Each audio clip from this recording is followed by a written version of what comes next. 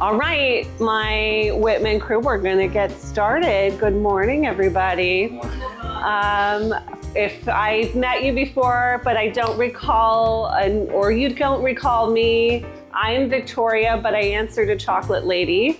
So it makes it really easy. Even my family calls me that sometimes. It's worse things for your family to call you, though, so I'll take it. I am here on behalf of Senior U and Therapy Gardens, but I am from a company called Cocoa Beantown. We are a chocolate events and education company. So just for clarity's sake, I am not a chocolatier. I am not a chocolate maker. I am actually what you call a chocolate sommelier or a chocolate educator.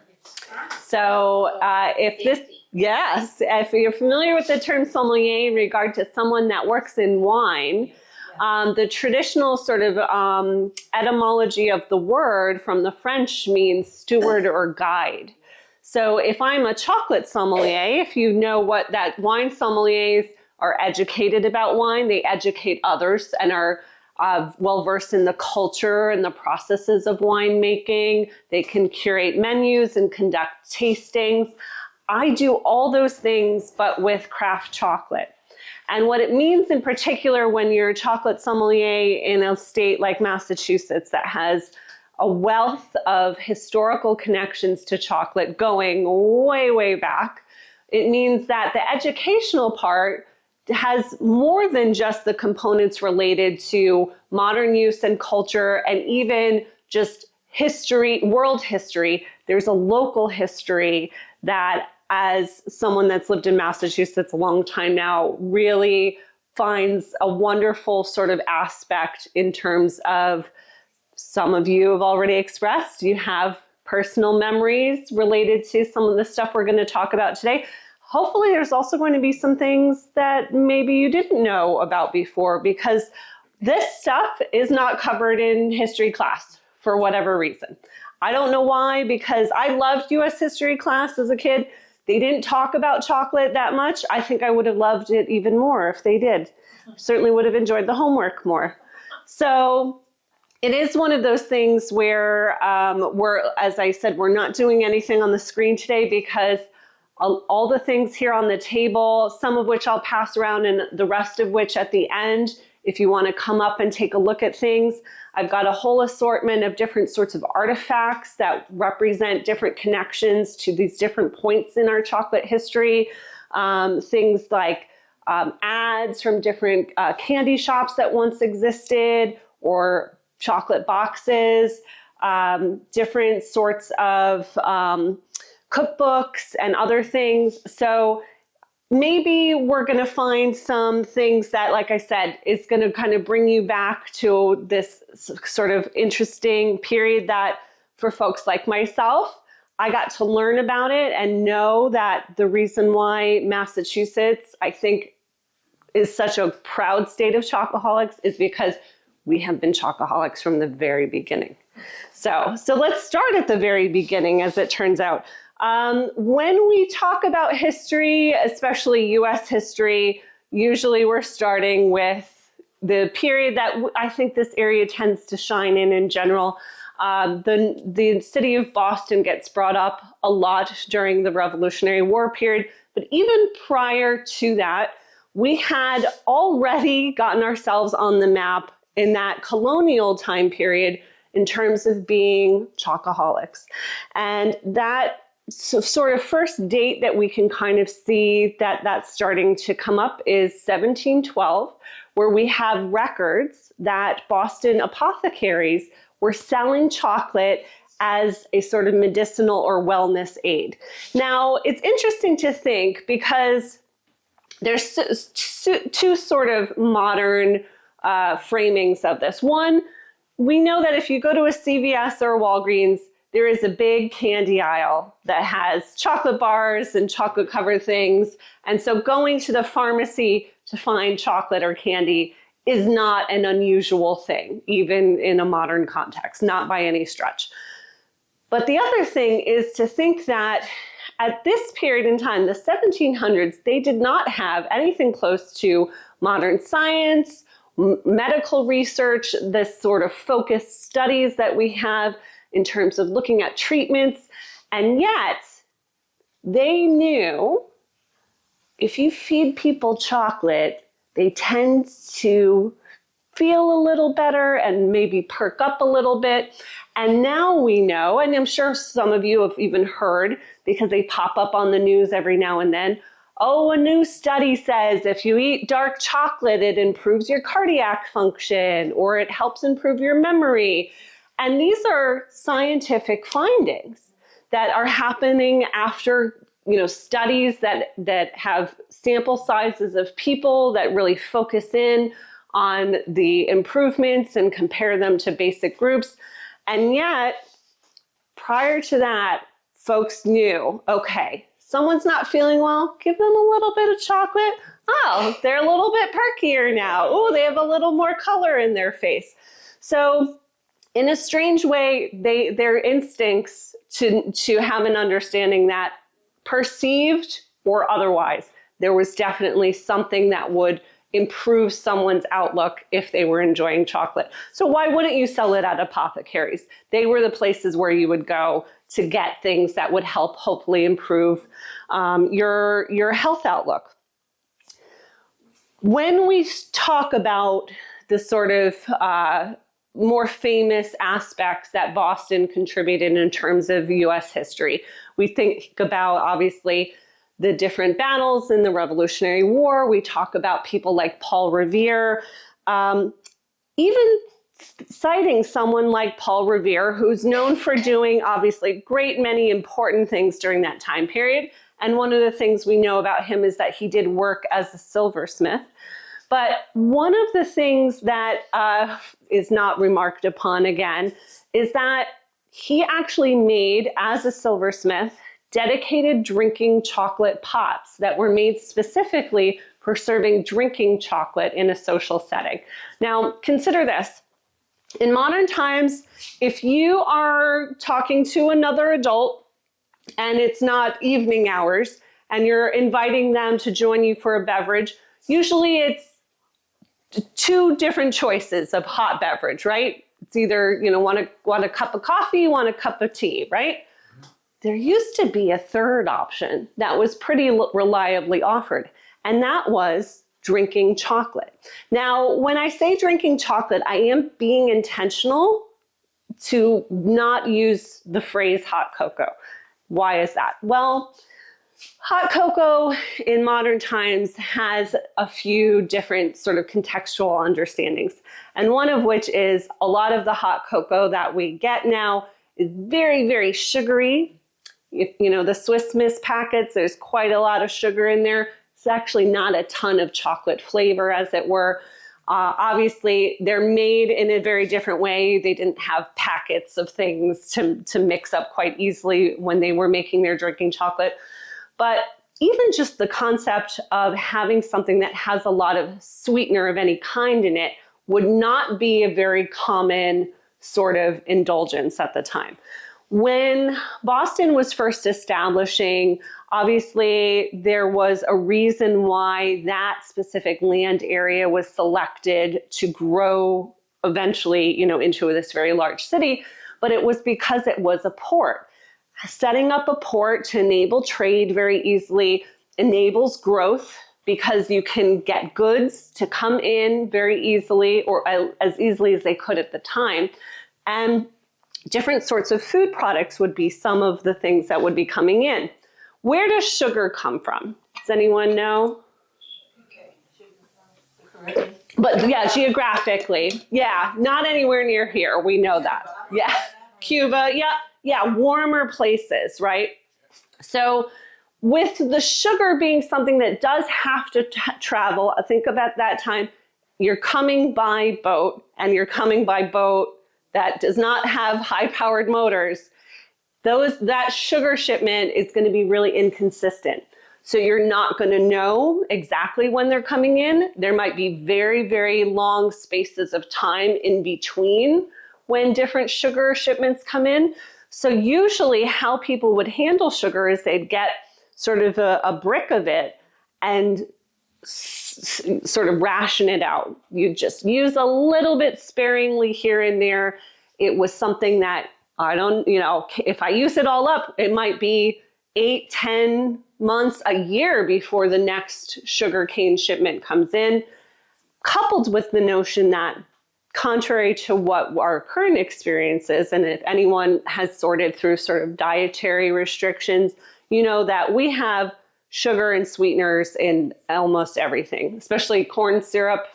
So our palates are very used to things being sweet. The modern palate thinks that most things could use sweetener if it doesn't have it, and things that have sweetener feel very normal to us. Back then, because they were having so little of it, their palates would actually only need a little bit to really feel the experience of something that was being sweetened with that sugar. So to make drinking chocolate, how was it being made at the time? So this I'm going to pass around. And this is a little jar for you to smell that has most of the different spices that would have been included in drinking chocolate.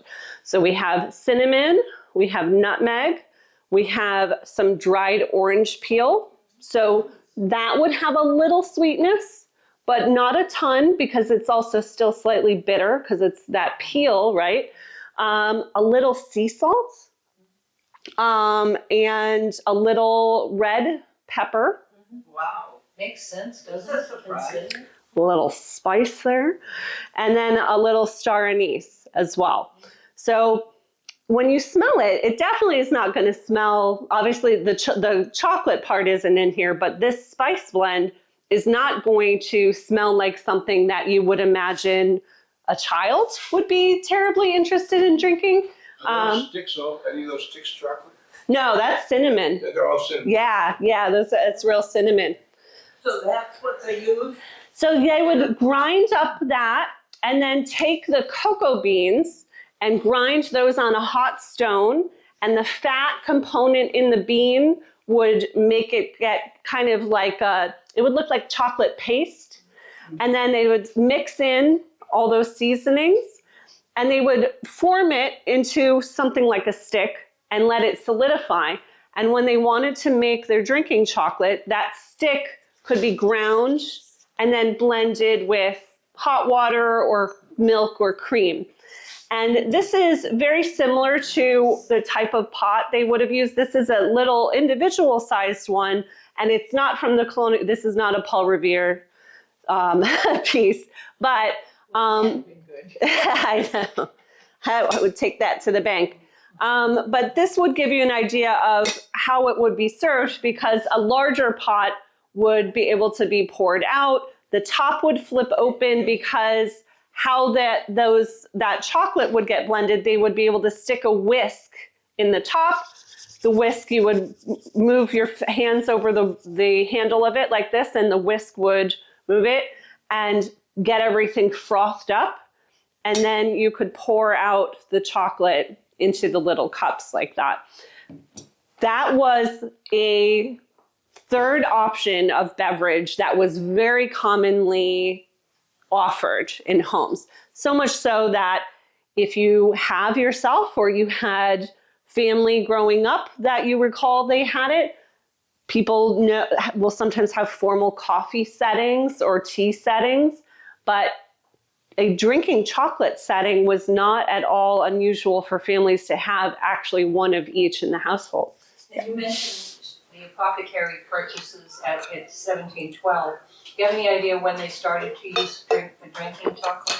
So actually, probably most of the chocolate was mostly being consumed as a beverage initially, or it would be in like a cake that was made from the chocolate paste, and then it would be roughly formed with some other similar spices or whatnot. But initially, sort of going to the tradition of the first chocoholics, which were the Mayans, and that's going back way in history, they were exclusively having it as a beverage before it was actually. I'm talking about in New England. Yes. How early they would start to use drinking chocolate. Yeah, it was mostly drinking chocolate initially. But I mean, as early as 1712? Yes, yeah, absolutely, absolutely. Because the European tradition, which is obviously what they would be bringing over, would be having it in that same way. Yeah. I'm curious because the spice trade for star anise, that would not be a common spice in Europe in those times. You know, cinnamon and nutmeg, yes. And the orange is interesting because it's not native to England, right? The Mediterranean. Right. Yeah, and that would be it's another sort of, sometimes in our food history, there's different sort of stories that develop over time that are inconclusive about how exactly it happened. Have you ever read on the history of how Earl Grey tea? No, I don't know that, but when I turn my phone on, I'm gonna find you a copy of a book that I got some years ago down at Untold Story. Oh, okay. The bookstore that Yeah. Kenny has down there, and but anyway, we'll talk about that later. Sure. But the point is, it's kind of tells history through food. Yeah. And the Oh, I love that. curiosity for me when you talk about chocolate is the Spaniards obviously brought the chocolate from the Mayans Yep. to Europe, and Yep. how the Spaniards were not great friends of the English. Yes. And Yeah. so how they even made their way, how they even started to acquire the English, how did they even started to acquire chocolate? Yeah. That's my curiosity. Yeah, and that, I mean, that could be a whole separate, Oh, yeah, yeah, no, I understand that. yeah, and it's so interesting because it is, if you look country by country in Europe, their connections are really very nuanced. For example, everyone today knows the Swiss eat the most chocolate out of any. It's a very chocolate focused country. They're almost the only country in Europe that never had a colony in a cocoa producing area. And so for them to have such cultural adoption of chocolate really came out of just pure love of the food itself, and no other reason to incorporate it so heavily. So yeah, being a chocoholic could be a country's endeavor. You can consider it your patriotic duty to eat more chocolate, bring up our national average, try to compete with the Swiss. They're not that tough, but I kid. The idea of drinking chocolate really seems so strange to us now, because when we do think of hot chocolate, or probably the only other somewhat common chocolate beverage we have today would be chocolate milk. And who are the folks that are usually having those? Kids at school, right? Who's drinking the Nesquik? It's kids when they come home from school, and hot cocoa. Maybe an adult will have it every now and then, like when you go ice skating or go out for a winter walk. But it's certainly not regarded as a social practice in the same way coffee and tea is. And that European tradition of enjoying it as drinking chocolate actually was so fervently held that they had something called chocolate houses. So if you consider that we have coffee houses today, and if you know what a coffee house is, you've visited one, I'm sure you have coffee lovers here. They're a place where you can go get any number of coffee beverages. You can sit and catch up with your neighbors. You can watch people come and go. That was the exact thing that a chocolate house was, except you would have chocolate beverages. And when they began in Europe, they actually initially were gentlemen only. That's not unusual. I know. I think you didn't want to share. But when ladies were finally invited in Europe to start partaking, that was actually also how the saucer was invented. The saucer. Yeah, a lot of folks think because they see tea sets with them that was how they originally came to be. But it was the drinking chocolate sets, which had their cups were called demi-tasse cups. They were double tall. And the saucer was super important because imagine if you dribbled a little bit of that thick chocolate on those beautiful gowns way before we had shout sticks. You had to do everything you could to keep yourself presentable because it was not easy to get stains out. So having a saucer was really important, and it was developed initially because the ladies that started coming in to drink the chocolate drinks needed to protect their beautiful gowns.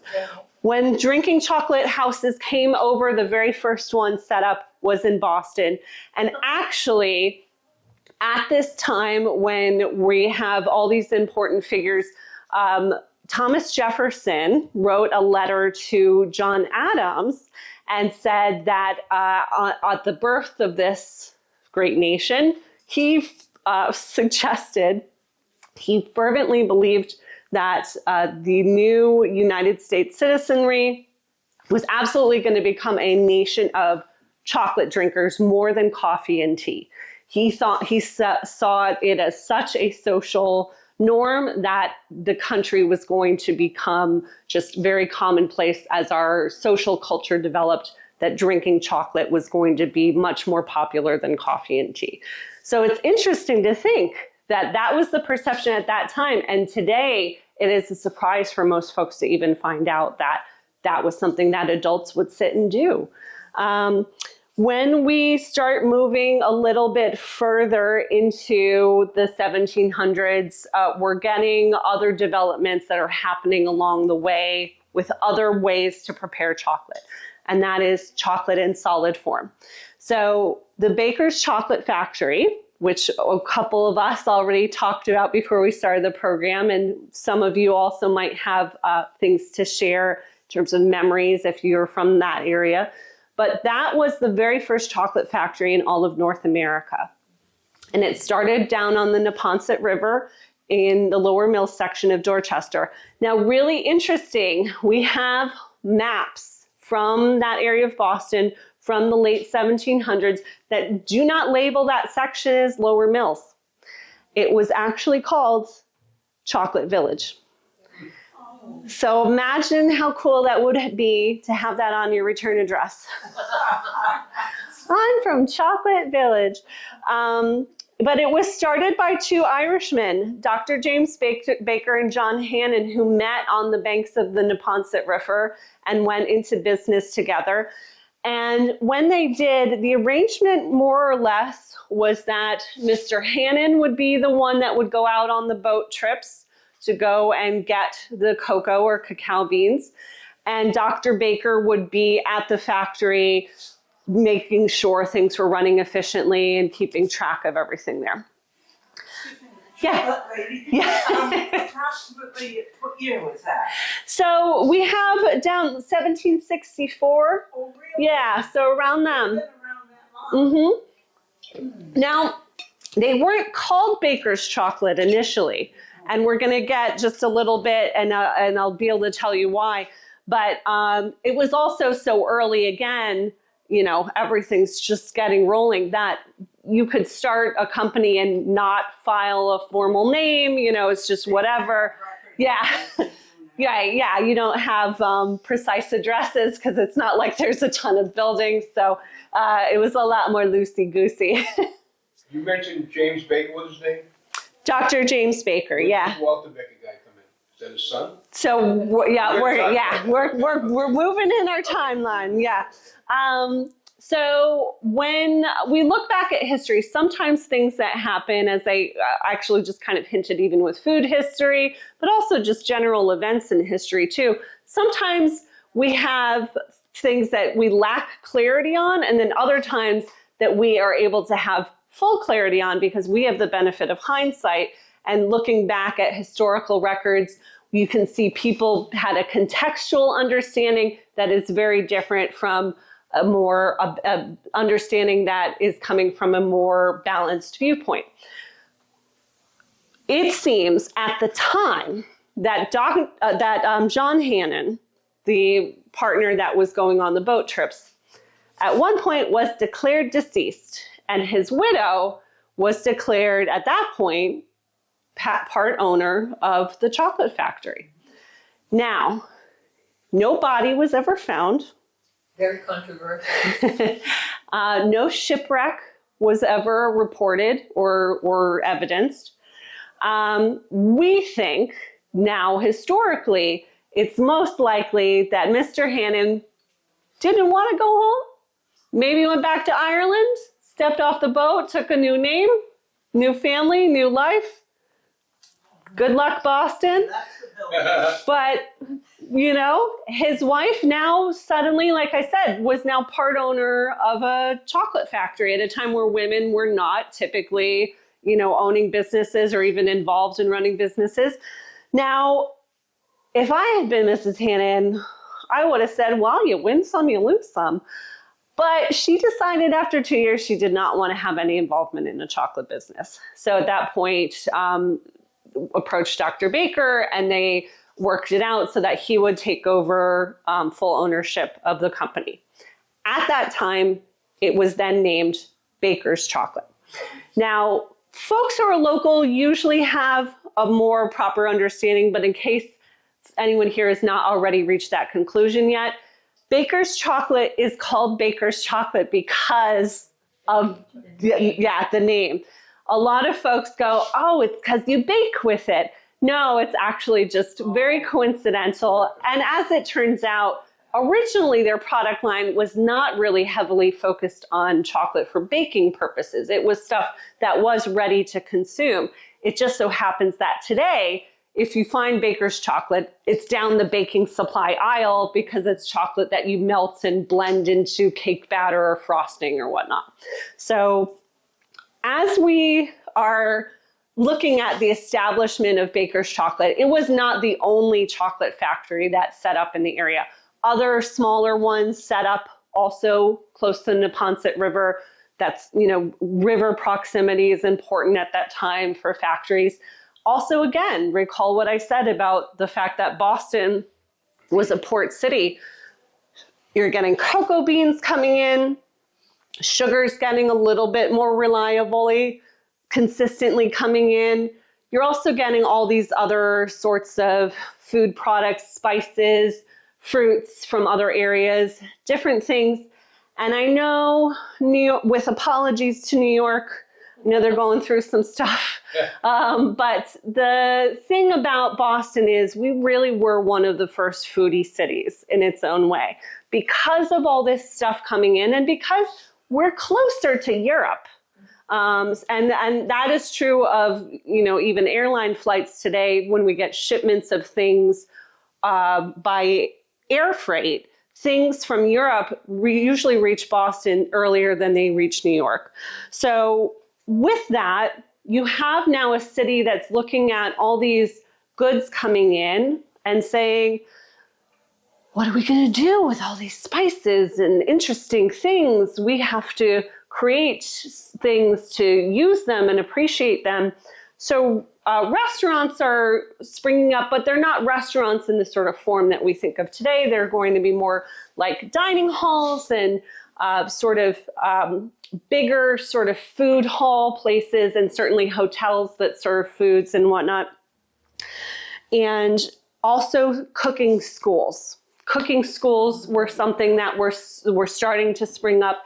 And this was something where you were going to be able to go and learn. And if you wanted to own a hotel or own an inn or own a dining hall, that you were going to learn techniques and how to use all these wonderful foods in different ways.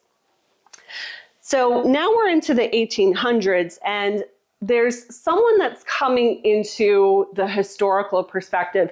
And I bring her into this conversation not necessarily because she is distinctly regarded as a sort of chocolate historical figure, but she is an important figure in sort of Massachusetts food contributions, and also has her own sort of chocolate connections as well.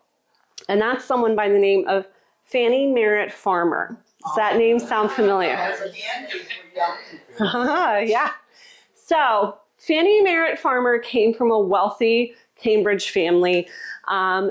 Even though this was the mid to late 1800s, it was quite a progressive family that had multiple daughters that even at a time for wealthy, affluent families where you still were kind of, okay, daughters, you know what you got to do. Stay pretty, marry rich, keep the family name, you know, in good company, and we will consider you a good daughter. Well, this family, like I said, held more progressive ideals and said, no, we actually want you to be educated. We were not simply going to marry you off as soon as possible. We want you to be worldly women who had appreciation of literature and art and history and all these sorts of things. And Fanny, being one of the younger sisters, was seeing her older sisters going off to school and anticipating that one day that she would also get to do that as well. And remember what I said about history changes sometimes when you get a wider view of things? In diaries, what happened in Fanny's mid-teen years was described as she suffered an epileptic seizure. But what we think today, most likely, is that she was stricken with polio. Oh, really? No vaccines. She was terribly, terribly stricken with this at such a young age, to the degree that her family had to make the decision, we don't think we'll be able to send you off to college at this rate. So she was convalescing at home, and because the family did have resources, they were able to hire in special help to come home and to help her through her convalescence, including a special cook that was responsible for making food at her, discretion and serving it to her and making sure that it was always something that was helping her to feel better. And I'm using sort of ambiguous terms, but you're going to see that something happens with Fanny's journey here, and that is she starts taking an interest in the food that she's being served. Interesting. So much so that she is actually going down to the kitchen with help and sitting and watching the cook prepare her meal and asking, oh, so what are you putting in that now? And why are you doing that? And so on and so forth. And the family noticed that she developed this interest and said, well, all right, Fanny, maybe we can't send you to college, but maybe cooking school might be the thing for you.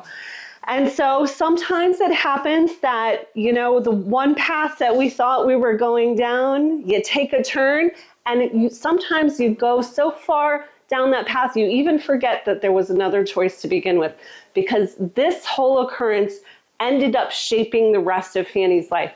Fanny registered at the Boston Cooking School, which was the preeminent cooking school in the city at the time. And she became a star student out of the gate.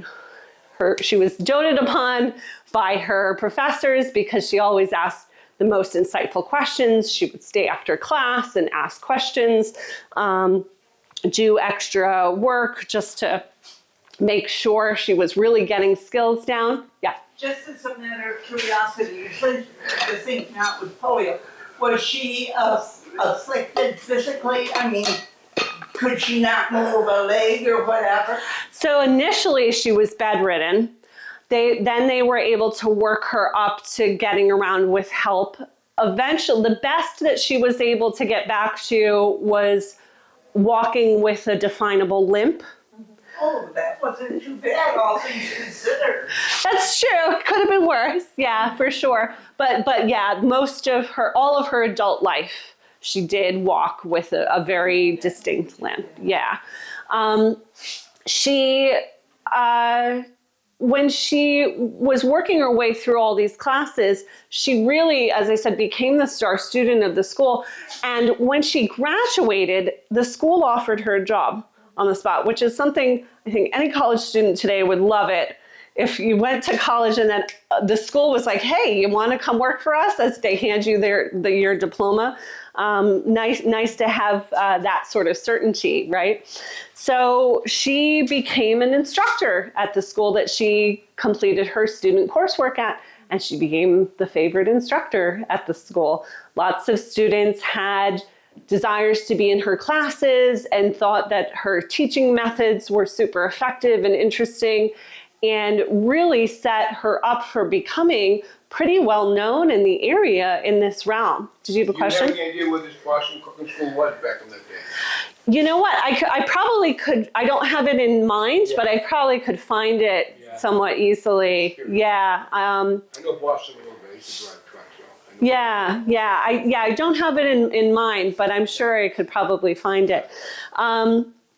While she was instructing at the school, the Boston Cooking School was gaining attention for the success that it was producing students that were doing at the time, things with food that were garnering some acclaim.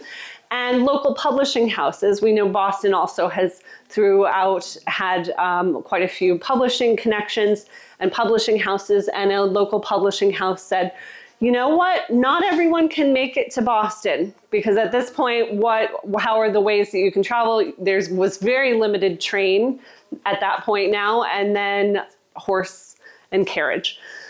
So what about the folks that can't make it to Boston because the country is growing and folks can't afford to travel, or they just can't do it? So there are folks that are still going to want to learn some of the techniques that you're teaching here at the Boston Cooking School. Could we have a Boston Cooking School cookbook put together?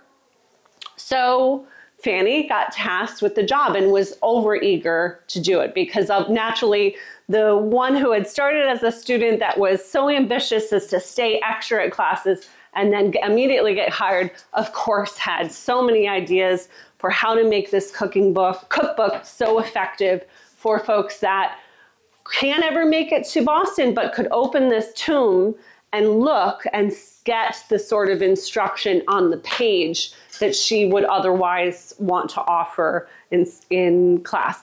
Fanny would have been astounded at Zoom classes to think that they could just get beamed anywhere. But when she set to the task of putting together this cookbook, there's a few things to consider, and this is my most important reason from my perspective of why I make sure that Fanny gets her due in this talk whenever I do it. There are things in history sometimes that we learn about because they obviously had a great significance on our lives.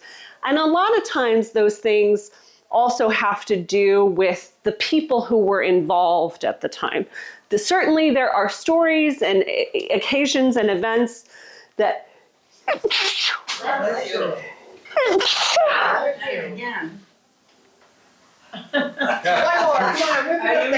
could feel it coming, and then I was like, okay, thank you. I think we're two's good. The chocolate powder. So also my dusty antiques too, yeah. So, and where did the thought go? It came out. In moments in history that can also get lost because perhaps the story is not deemed significant enough to get passed down. And I would say that there is a certain prevailing perspective that happens because of who writes the history books as well. There is a significant contribution that Fanny Farmer made to all of us, 100% of us, that even though she does not get mentioned, I did not learn about her again in U.S. history class. It was only as an adult doing research that I found out about her. But consider that when the Boston Cooking School cookbook was first written and published, it became the first printed cookbook that contained precise measurements in their recipes. Oh, yeah. Prior to that, printed recipes literally said things like, put a handful of this, a dash of that, a sprinkle of this, a pinch, yes. Can you imagine how difficult it was to replicate a recipe? It reminds me of my mother. She made the most delicious molasses cookies. Oh. And as an adult, I wrote to her and I said, will you send me the recipe? Which she did, handwritten, and she put in it enough flour to mix. Same thing, right? And you go, of course, many years ago. and you go, what? What? Yes, exactly. What is enough? That's subjective. Yes, that was, Fanny knew that if someone, out far off, out in a farmland away from any, civilization thus far that had been developed. In what year did she write that? So the first cookbook was released in 1896. Okay, so- My mother was born in 1894. Yeah, almost the turn of the century. There you She go. grew up with that. Yeah. And Fanny said, no, if folks are going to replicate recipes consistently and reliably get them to taste the same or feel the same, that they had to be precise. And not just simply saying 2 cups of this, 2 tablespoons of this. She made, Never thought of that no one before? thought, can you believe, this is the shocking thing. It's that it's so de rigueur that we can't even imagine that there's another way to do it. Yes, but you have to consider that all female children grew up in a kitchen at the knee of their mother or their grandmother or their aunt, and that terminology made total sense Right. to them. Yeah. They had already had experience baking bread and, Yeah. and stuff like that, so really It was by feel. It was Yeah. by feel, and people today, if you go to Europe with an Italian woman making pasta or Yes. sauce, you've got to watch what she does and then try to, and many people have done this with cookbooks. Say, stop, let me see, let me measure, because that, and all over the world, that's still, this is, she Yeah. did wonderful things. Yeah. And also because she was a young woman who grew up with means and wealth. Yeah. Who didn't learn the kitchen skills Yeah. because they had servants. Right. So she understood that if she was going to teach someone of her socioeconomic milieu, True that enough, she it had would to be be for more them. precise. You know? Right. Yes. It was. So there's a bigger thing to say in all of that. Oh yeah. No. It is absolutely the intention of the way things are communicated, with having your audience in mind and imagining what they're working with, where they're coming from. And that was a level of thought that had not, it was. She was very astute. Right, yes, yeah, intuitive to a degree too. There's an excellent series of short form videos. I think the longest one is about 13 minutes if you Google for it, Shape of Pasta, about someone, have you seen that? I know of it. Yeah. Oh, a chef from California travels to find how to make pasta shapes that are dying out in Italy. You would, yeah, really interesting. I have this problem with my daughter, my youngest daughter. She loves to cook, and I've always loved to cook. Mhm. And I have a lot of recipes that are just there. Yeah. And she wanted to make there's a pasta thing that she wanted to make that I usually make, and she'd tell me how to make it. Anything and everything that I would make and she wanted to make, she'd say, tell me how to make it. And then I'd tell her, I said, well, come watch me. Mhm. She says, okay. And she'd watch me and she'd say, how much did you put in of that? How much did you put in of that? I said, I don't know. I just put in enough to where it looks like this. Yeah. Yeah. So we had all of our lives, we've had problems with that. And Yes. my mom taught me the way that I do.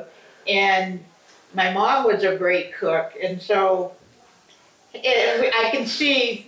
Yeah. No, It was it's fantastic. yeah, it's a different way of viewing things Yeah, because I of think how I did that. how things evolved to that point, and that because that was such a turning point, we have all had this different perspective in terms of how things in food developed. Promise me with next time your daughter visits, you'll sit down and have her write or video and everything, get all your recipes recorded, because those are super, super important to have as family. Yes, absolutely. Please, please, please. I'll take your phone number and follow up with you if you need a reminder. But yes, Fanny said, not just cups and tablespoons, but make them level too. She was very particular. You don't just scoop and dump, that you make everything level.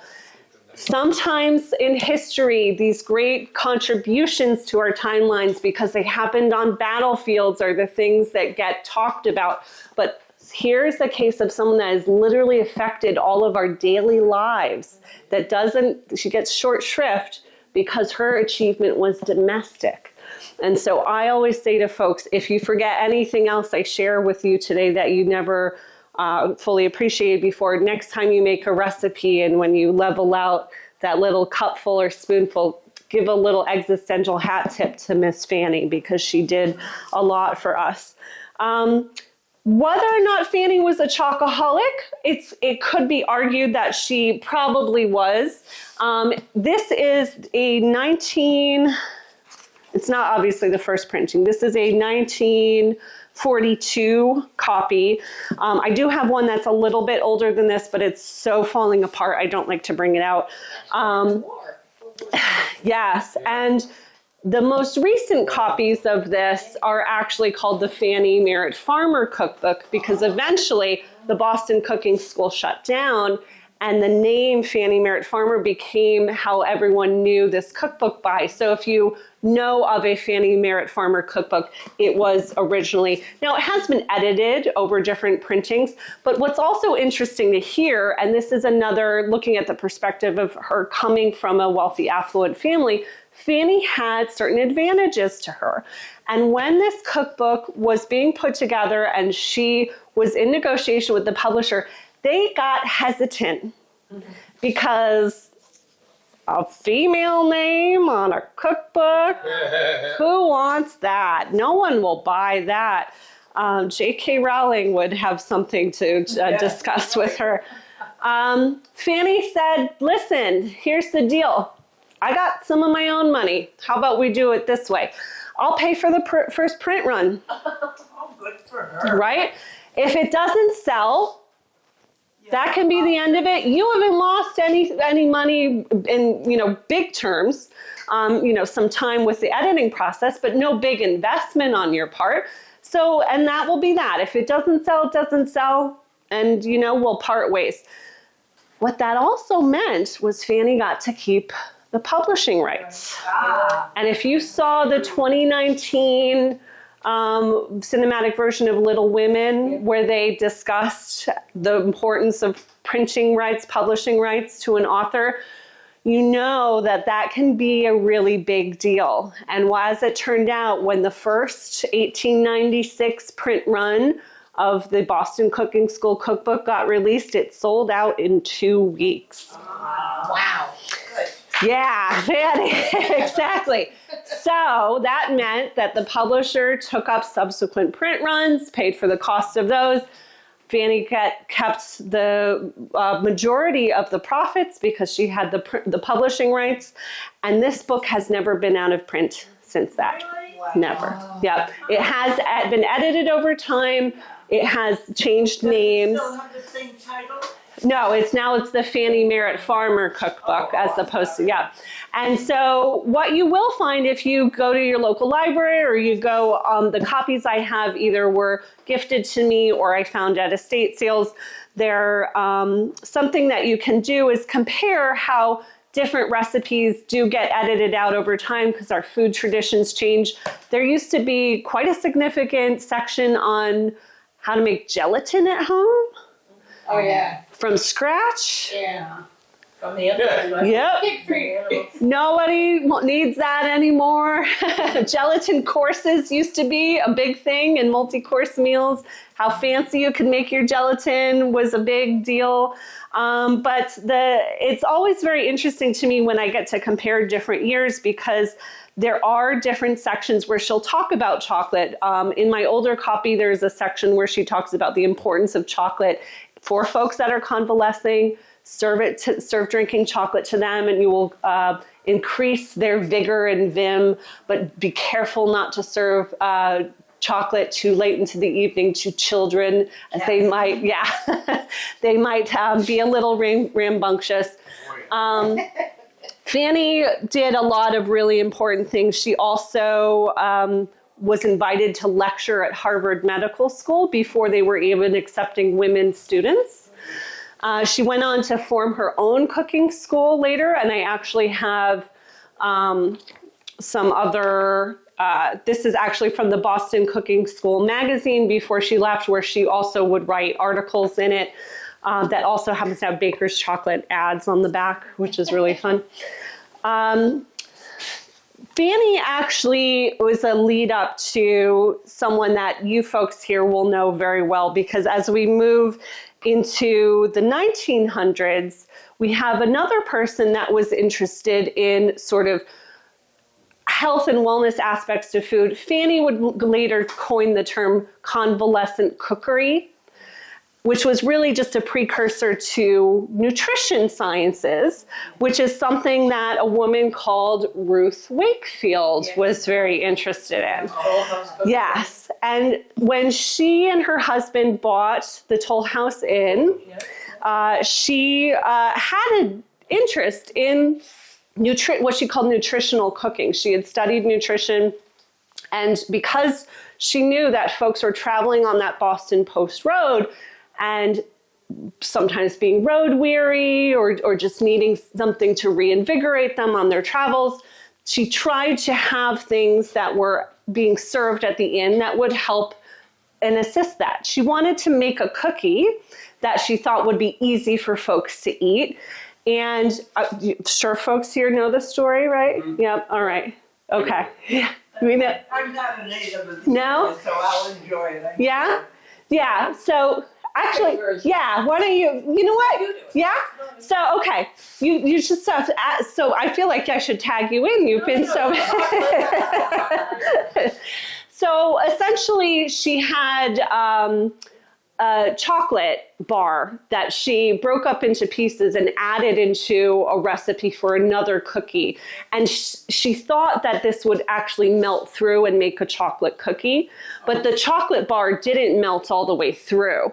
And so when she served them to her guests, it was the first time that someone put chocolate chunks in a cookie, essentially, which is so, to me, I've never known a world that doesn't have chocolate chip cookies, and neither of you all, but it's something that, to me, it feels like the Pilgrims should have hit Plymouth Rock and lifted it up and there was a chocolate chip cookie. Like, it seems that basic, right? But another case of, someone had a genius idea.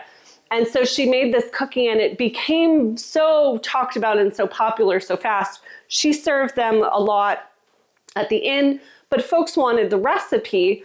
This cookbook that she published, which actually has a picture, this one I can't pass around, but I'll leave open because there's the binding is messed up, but it has... What's the publishing date on that? This one, let's see, 1943. Yeah, okay. Yeah, and it has a picture of the old inn, which burnt down. Was it 1980? Not long. Yeah. Something. But there's the inn there. Oh, isn't that pretty? Yeah. And she... Now, was he in the same place where the cooking place was? It was the same area, Here's correct? Ruth. Yeah, she's serving them at the, Okay. I yeah, remember Route it was a 18. restaurant, okay. Yeah, yes, right at the restaurant. So when she published the recipe, here she called them Toll House Chocolate Crunch Cookies. Okay, and she's got her precise measurements here, but there's also a lot of other funny recipes as well. But it was all these things with the idea of making things easy to eat that still had some nutritional value, could invigorate folks, and that was really the idea behind the cookie. So I have my little ribbon because it has the insignia on it, but Nestle heard about this.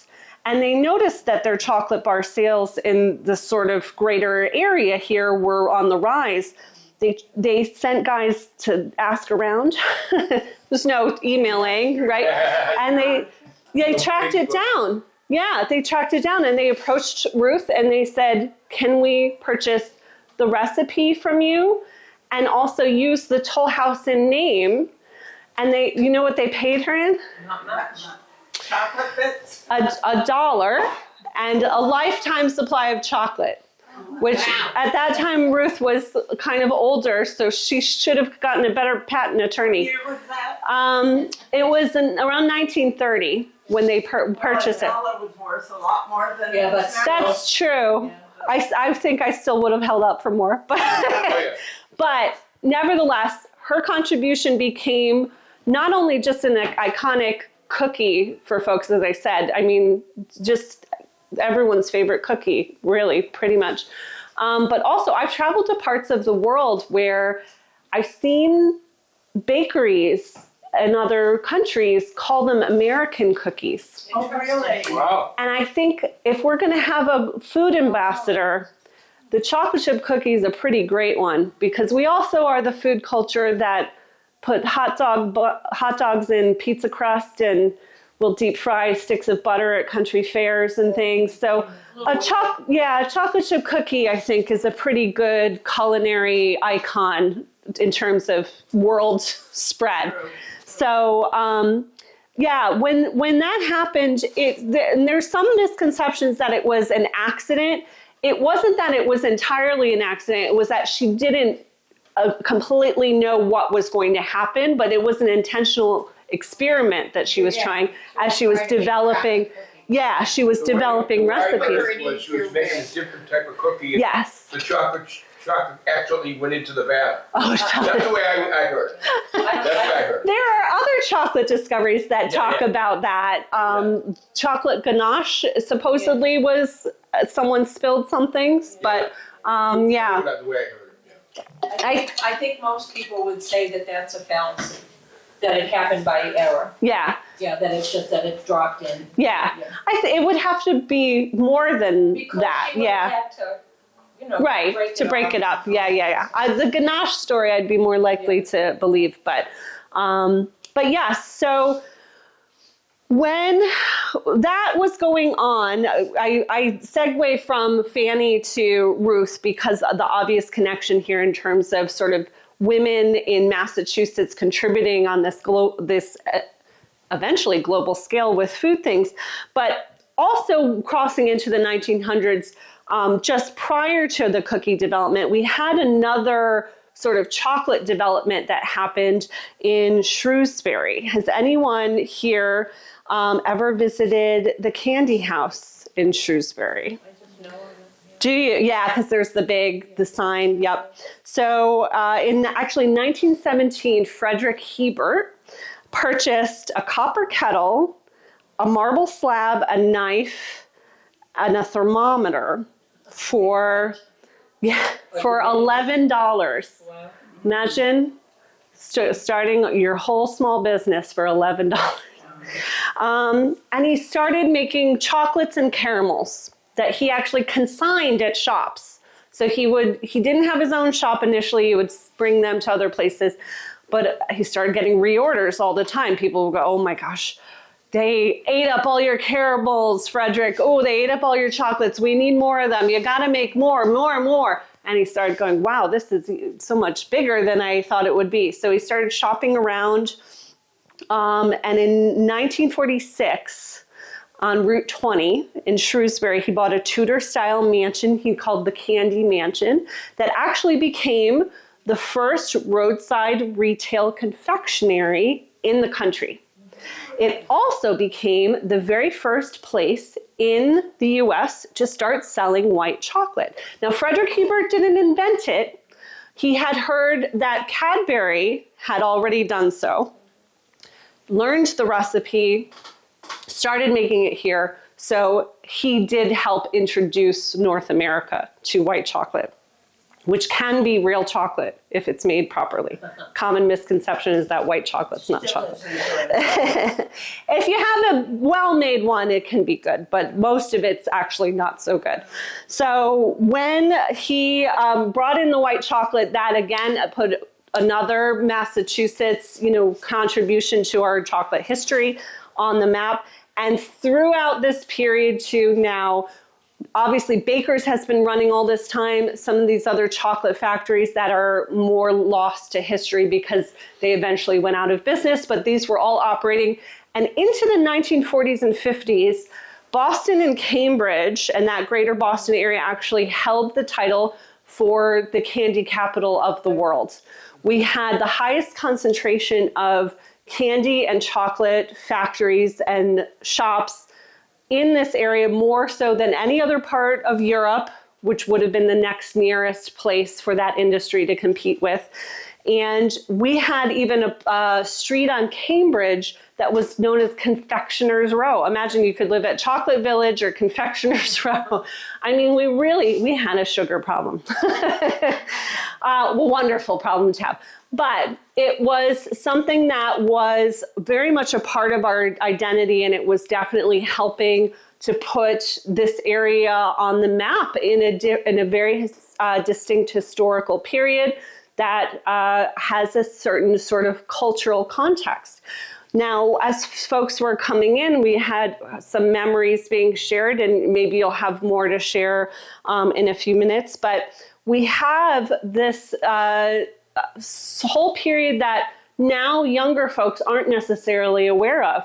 A lot of the candies, though they might still be available somewhere, they're not quite as prevalent as they used to be, and sort of tastes have changed.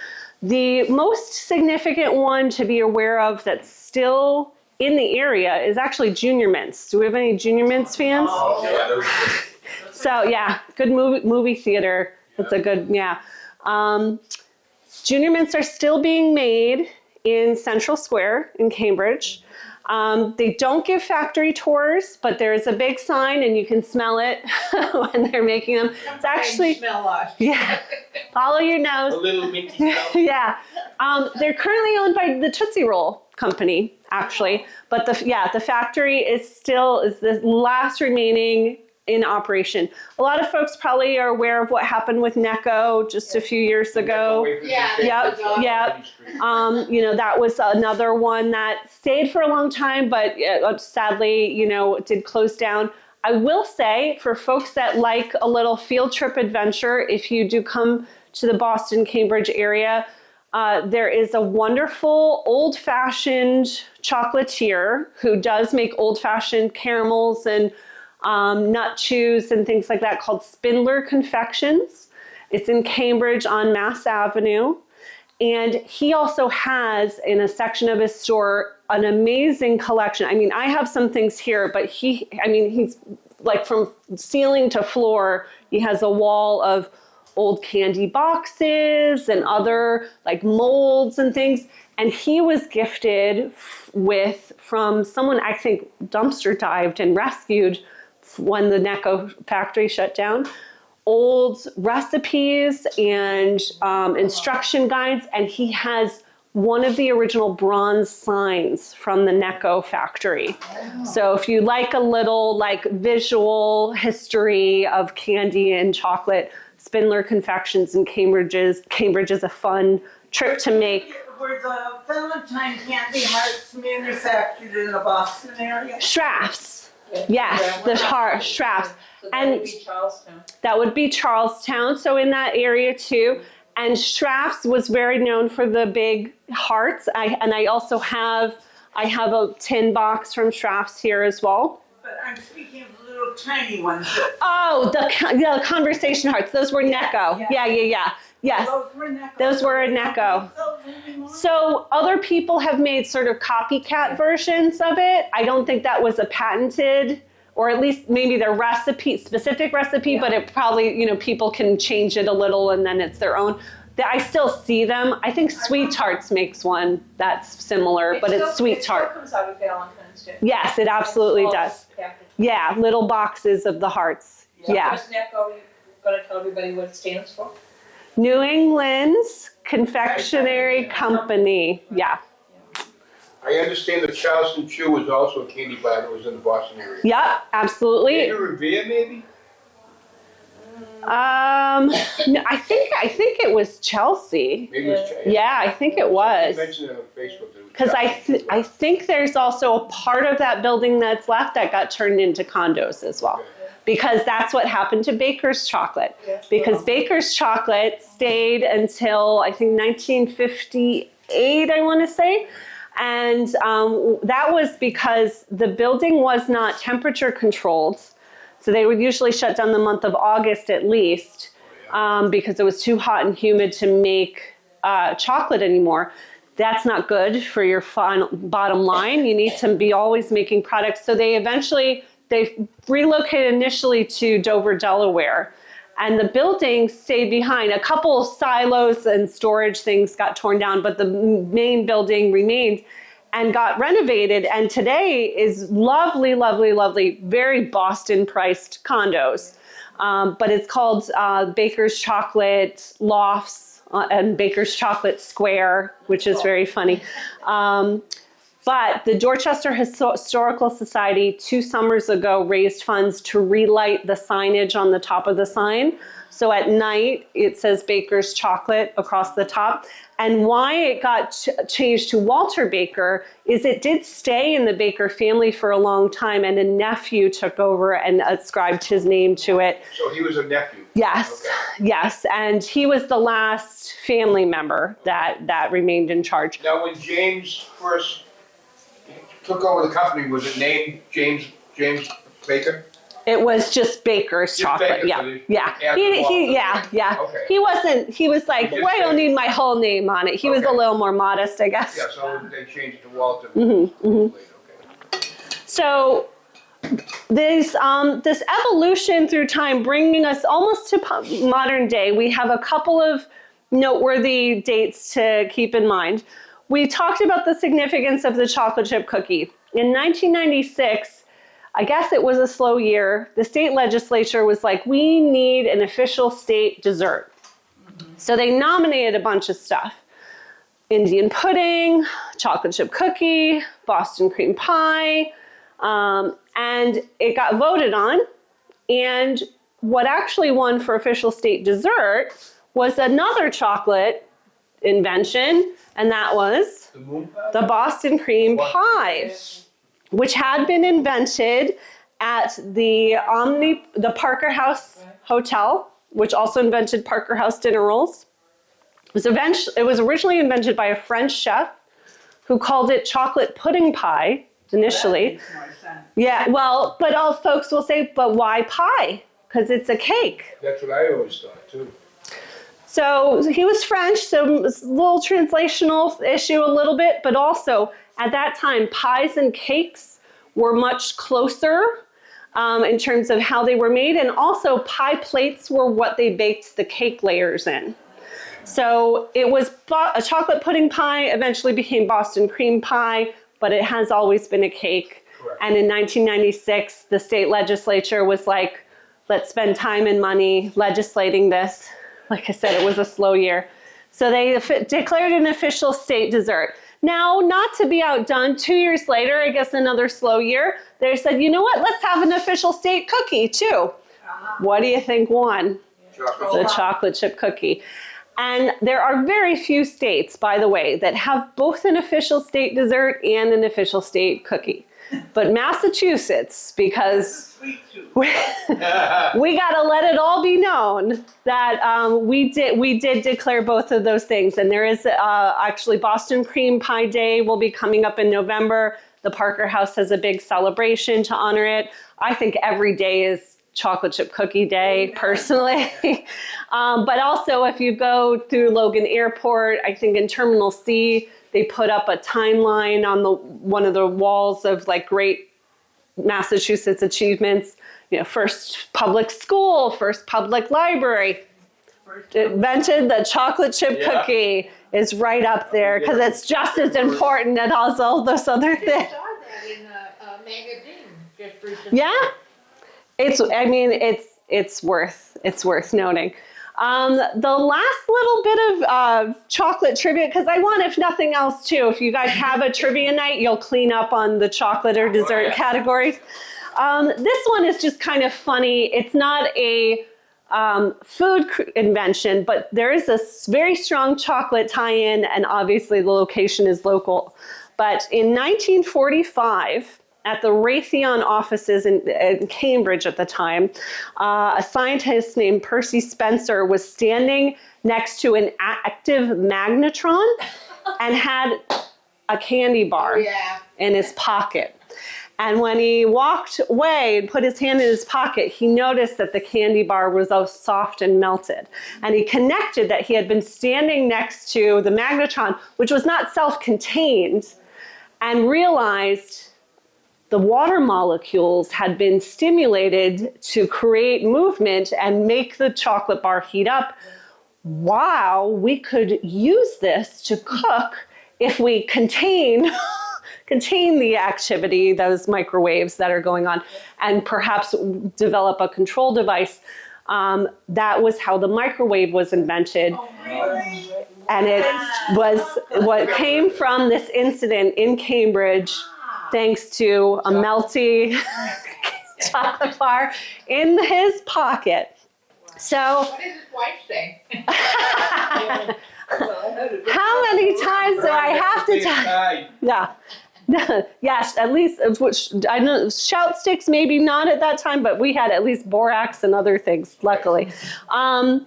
So in modern times, we have people that are making chocolate, and whether or not, though I know most of them, I always have tried to share with them the chocolate history that we have here. They are carrying on, whether they hold it in heart as they do their work or not, they are carrying on this great long legacy of being people who love and appreciate chocolate. And I think part of the pride that we also feel as residents of Massachusetts is not simply that we have a lot of history and we have a lot of significant contributions that we've made, but we do hold it very dear because we understand that how we move forward into our future is that we build upon what came before us. And in chocolate, while chocolate might not, bring world peace, I think it couldn't hurt.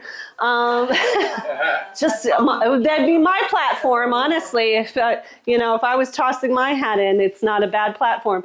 But the idea that think of all the connections, not just the childhood memories that you have, but think of all our holiday traditions. Think of all the significant moments, even just the times that maybe you were having a bad time and someone saw that and said, oh, look, I got you a candy bar. I hope your day goes better. Or I heard you were having a hard time. I baked some cookies. Have a Snickers, you'll feel better. Yeah, exactly. You're looking hungry. Have a Snickers. Yeah. I always find that on a dreary, sort of dank day, Yeah. and we're at home, Right. I crave not only carbohydrates, but chocolate. And if that piece of chocolate goes into the mouth, I feel so much better. Yep. You're not alone in that. That's for sure. Have a Snickers, you're not yourself today. Yes, exactly. They're talking to you, when they made those commercials. With Betty White Yes. during the Super Bowl. Oh, That the was best football. one. Yeah, she did all her own And she stunts. sacked the guy in the mud hole. That was awesome. She did all her own stunts. But the idea of chocolate is that, just as I said with those apothecaries, even before we had science that tells us conclusively that there are real things that make you feel better when you have chocolate, the reason why humans have acclimated and incorporated chocolate into so many meaningful, joyful moments is because chocolate is joy. It is something that makes us happy. There is science that tells us this, and also history tells us that as well. So to that end, I have some chocolate that I'd like to share with you all, and then I'll open the floor to questions. So, oh, you didn't know? I thought Joy was a dishwasher. So we have some Massachusetts made chocolate today. So it's going to be actually this one I have. I think everyone can take two of these. These are 55% dark, so not terribly dark. They're actually really, if you're more of a milk chocolate, this should be really easy. But this is from a company called Equal Exchange in West Bridgewater, so that everyone can take two of these. They're all the same, but you can take. Thank you. You're welcome. We actually have a close neighbor Feeling who is better doing, already? is it autism chocolate? Yeah. Sorry. Autism chocolate? So they're it's factory produced, but it's not as like big, large batches, like a Hershey's or anything like that. You're welcome. Oh, that's wrapped. Mini dark. Oh, Equal Yeah. Exchange too. Yeah, Got all that. Thank you. you're welcome. Thank you so much. You're welcome. Wonderful. This way you Oh, can- I'm sorry. So that's a nice one. And they're, like I said, made in West Bridgewater. Okay. Yeah. And then I thought folks might like to try. But these are certified in Switzerland. Yes, that's true. So it means if they approve, it's good, right? Yeah. So the one I have here, this is made at a company in Florence, Massachusetts, okay? And it's called Boho. Where's Florence? Florence is Western Mass. Western Mass, Yeah. that's probably why I didn't Where know. the dragons and unicorns are. So this one, this is actually an International Chocolate Award winner, Really? okay? Because that's a thing. That's a real thing. What's But the name of Lemon the and company? olive oil. Boho, yeah. And this is I did mention that white chocolate can be real chocolate. This is a real white chocolate. If you've never had real white chocolate before, this is not waxy. There's no wax in it. There's no oil. It's literally just cocoa butter. Well, but that's flavoring. That's Okay, not all right. the, Well, yeah. I was So, yeah, questioning. yeah. So, no, keeping me on my toes, that's There you good. go. So, white chocolate, because it's made mostly with cocoa butter, it's mostly about the creaminess. So there's not a lot of flavor on its own. So this has lemon olive oil. So it's gonna have like a bright citrus set against this creaminess. The best way to try this, if you'll go with me, if I've earned your trust, in chocolate at least, when you take your piece, if it's too big, you can break it to a smaller piece, but put it on your tongue and let it melt. So don't chomp it and swallow, because that, if it goes too fast, you don't get the mouthfeel, you don't get all the nuance. When we do guided chocolate tasting classes too. That's how an expert tastes chocolate. Okay, Say, so under your tongue or on your tongue? so yeah, on in your mouth, but on your tongue. Yeah, as opposed to chomping it and. So if you're not interested in trying it, that's totally up to you. But if you want, these aren't wrapped, so just put your little paw out and I'll put the piece on there, okay? Yeah. Yeah, this is fun. I'm down for it. Okay. That's a large piece of dark chocolate. Sorry? No, okay. Thank you. Oh, there. You know what? It's stuck. You just win. Thank you so much. You're welcome. White chocolate sounds like an oxymoron. Thank you. You're That welcome. will be interesting. You can taste the lemon right away. Yeah, it's nice and bright. Yeah. And it's real lemon flavor as opposed to like a fake extract or something. Sold forever chocolate is sold.